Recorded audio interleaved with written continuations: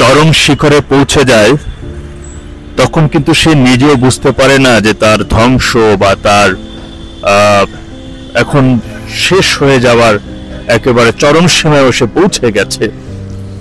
যদি বলি যে এই যে ধানমন্ডি ৩২ বঙ্গবন্ধুর বাড়ি, এই বাড়িটি ঘিরে অপরাজনীতি কম হয়নি এই পর্যন্ত।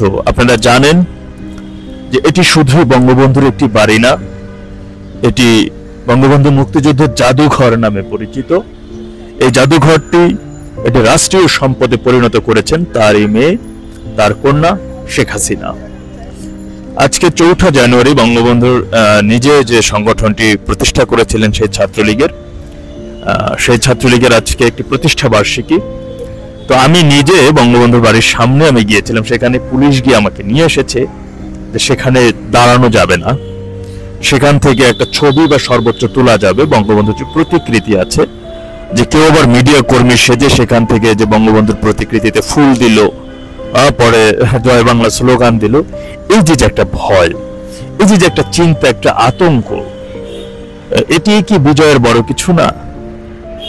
বিগত যদি বলেন যে বাংলাদেশের এই যে ৫৪ বছরে পা রেখেছে, এই ৫৩ বছর শেষ হয়েছে, এর মধ্যে আওয়ামী লীগ বাংলাদেশ শাসন করেছে ২৩ বছর, ৩০ বছর আদার্স বিভিন্ন সময় এখানে গণঅভ্যুত্থান, সেনা অভ্যুত্থান বাংলাদেশে ঘটেছে।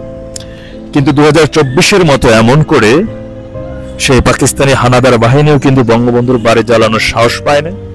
বিগত যে সরকারই এসেছে, যে ৩০ বছর অন্যান্য সরকার শাসন করেছে, তারা এইভাবে একটি রাজনৈতিক দলকে শোষণ করা, অবিসংবাদিত নেতার বাড়ি জ্বালিয়ে দেওয়া, তার স্মৃতিচিহ্ন মুছে দেওয়া, সারা দেশব্যাপী তাকে তার যেখানে তার নাম, তার স্মৃতিস্তম্ভ, তার ছবি, সেগুলো পুড়িয়ে দেওয়া এবং ভয়ঙ্কর রকমের ভাবে তাকে অপমান অপদস্থ করা, এটি কিন্তু ইতিহাসে এই প্রথম।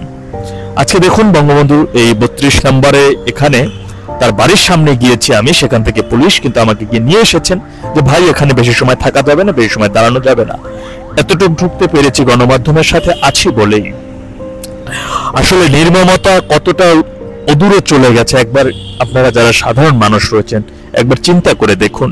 এই বাড়িটি কিন্তু শুধুই বঙ্গবন্ধু বা শেখ পরিবার বা শেখ বংশের না, এটি রাষ্ট্রীয় সম্পদ, এটি রাষ্ট্রীয় বাড়ি, জনগণের বাড়ি, যেহেতু এটি বঙ্গবন্ধুর জাদুঘরে পরিণত হয়েছে এবং এটি রাষ্ট্রীয় কোষাগারে জমা দেওয়া হয়েছে।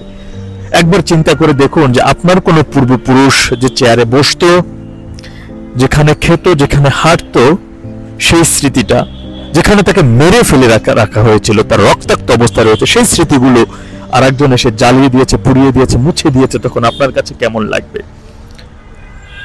এই বাড়িটা তো সারা দেশের সকল মুক্তিযোদ্ধাদের একটা আবাসন জায়গা ছিল। তারা এখানে আসতো, বঙ্গবন্ধুর সাথে বিভিন্ন বিষয় নিয়ে কথা বলতো, পরবর্তী পাকিস্তানি হানাদার বাহিনীকে কিভাবে তাড়ানো যায়, কিভাবে তাদের বিরুদ্ধে প্রতিরোধ করা যায়, যুদ্ধ করা যায়, সেই পরিণত হয়েছিল এই বাড়িটি।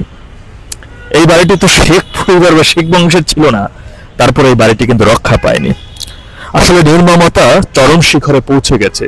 আর আগেই আমি বলেছি, মানুষ যখন নির্মমতা এবং হিংস্রতার চরম শিখরে পৌঁছে যায় তখন সে নিজেই বুঝতে পারে না যে তার পতন কতটা করুণ, কতটা বেদনাদায়ক এবং তার পতন কতটা ভয়ঙ্কর রকমের জন্য অপেক্ষা করছে, এটা সে নিজেও বুঝতে পারে না।